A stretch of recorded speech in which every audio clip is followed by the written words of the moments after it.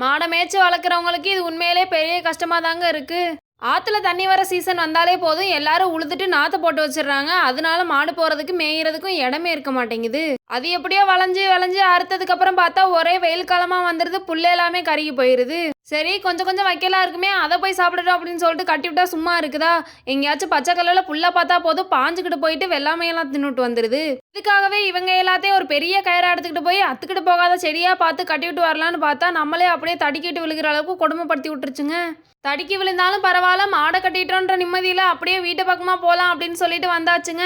கட்டி விட்டுருக்கிறதுக்கு இடத்து பக்கத்துலேயே வாழைக்கட்டை இருக்குது. அதுக்குள்ளே நுழைஞ்சாலும் நுழையும், இருந்தாலும் பரவாயில்ல நம்ம வாழைக்கட்டை தானே விட்டாச்சுங்க. வாழைக்கட்டைகளையும் கொஞ்சம் கொஞ்சம் வாழை இலைலாம் அறுத்துக்கிட்டு இருந்தாங்க. அது எல்லாத்தையும் கட்டி அடுக்கி வச்சுக்கிட்டு இருந்தாங்க. இதையே பார்த்துட்டு இருந்தா எப்போ தான் நம்ம வீடு போய் சேர்றது அப்படின்னு சொல்லிட்டு புல்லட் எடுக்க வந்தா புல்லட்டை பத்திரமா வைக்கிறோன்ட்டு பதற்குள்ளே போய் நிப்பாட்டி வச்சிருக்கேன். ஓம் பத்திரத்துக்கு ஒரு அளவே இல்லையான்னு எங்கள் அம்மா கேட்டாலும் அதை கண்டுக்காமல் நான் பாட்டுக்கு வந்துட்டேனே.